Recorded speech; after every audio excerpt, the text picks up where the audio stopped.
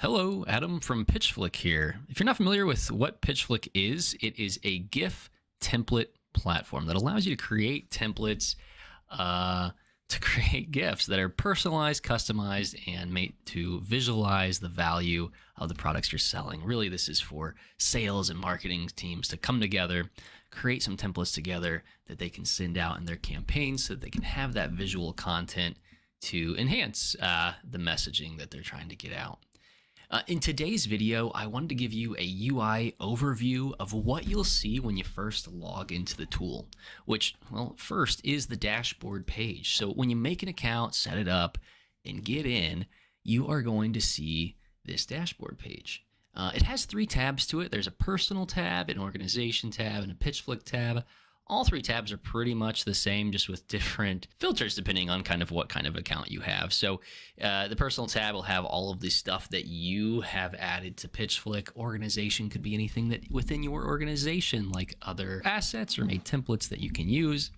And then everyone has access to the PitchFlick tab. It's a collection of some very basic assets and some boilerplate templates that you may or may not want to use for your own content.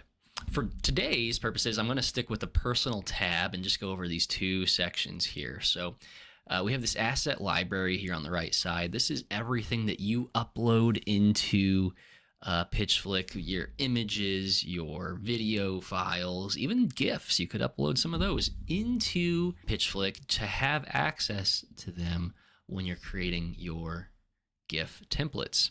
Over on the left side, we have those GIF templates. These are a few that I have made in the past, but for today's purposes, I'm going to make a very simple template to walk you through the editor layout. So let me click New Template, and here we are on the template page. So at the very top, we'll see the template settings. This is the template's name.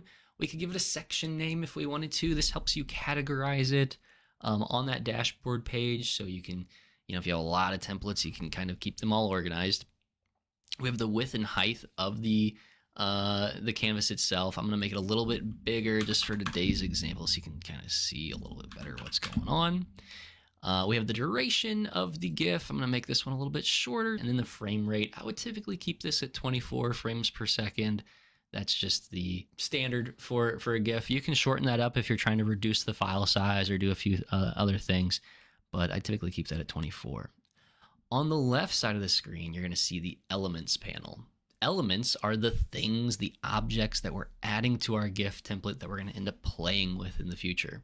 There's three different types of elements. You have the text element. A text element, pretty straightforward, is text. It's we can see over right here on the right side, this is our properties panel. We can see our style options for this text element. You can adjust what the actual text is. We can say this is a text box. You can adjust the width, the font size, the line height, all of these rich text settings. I'll change the font family because why not? And you can also change the color. We'll make it blue. So there you go. We also have an animation tab on this properties panel. I'll spend a lot of time talking about the animation tab, but for now, I'm just going to go ahead and slide the position X over just so we have it over to the right while we add our next element, which is the image element. The image element has a lot less style options, so that's good. You can have you just basically choose the asset. And again, this is from the asset library that you uploaded. So here's a doodled version of the PitchFlick logo. And we can change this size as well. So, we can make it really big or small by default. And then in animation settings, we can change that later. And then the third element type that you can add is the video element.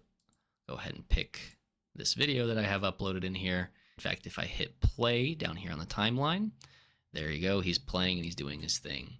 It's got the same settings, the size setting that you had with images, but it also has this start time. So we can change when the video actually starts playing. So right now you see it immediately starts playing when the GIF starts playing. But maybe I want it to wait a second before it actually starts playing. So now you can see I'm scrolling on the timeline and the video's not playing yet, not playing yet, not playing yet. Then we get to a second and then he starts doing stuff.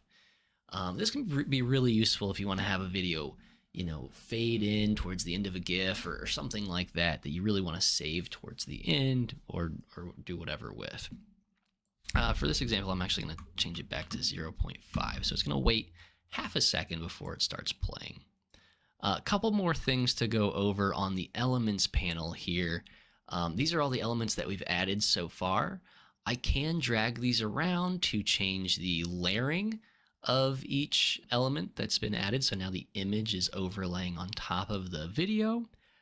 You can also change the names of all of these because maybe you do want to share this template with other people on your team and they're not going to know, what am I supposed to put in video 1 if I want to personalize this? Oh, this is actually, maybe a headshot. Maybe you're supposed to put your headshot here. I don't know. Or the text box. Maybe this is where you're supposed to put the person's email address and their email address is going to be bouncing around. I don't know. Maybe this is some kind of weird email signature that we're making. So you can name those. There's also a duplicate button. It copies everything about that element, not just the styling options that you picked there, but as we'll see here in a minute with animations, it'll copy all the animations that you have tied to that element. So if you have a picture that does a really cool flip and then fades out of the screen, and you're like, holy cow, that's an awesome animation, I'm so proud of that, and you want to use it on multiple objects within the template, you can just clone it a few times and then, make some slight adjustments. And there you go. Now you've got 5 images flipping across the screen. And there's also the canvas background, which you can change. So you can change the color of the canvas background. Maybe I want to make it like black. I don't know. So that's an option that you have. Let's click back on the video and go to the animation tab because now we're really going to start playing with the animations. So animation has 6 different properties to it. It's basically just position, X and Y, scale, X and Y, the rotation, and the opacity. Whenever you're changing these values, wherever you're at on the timeline, that's where it's going to create that checkpoint and basically set those properties for that timestamp. So right now we're at 0 seconds on the timestamp. So if I change this to be over here, this is where the video is going to start. Maybe at a second in, or yeah, we'll go to like a second in. There we go.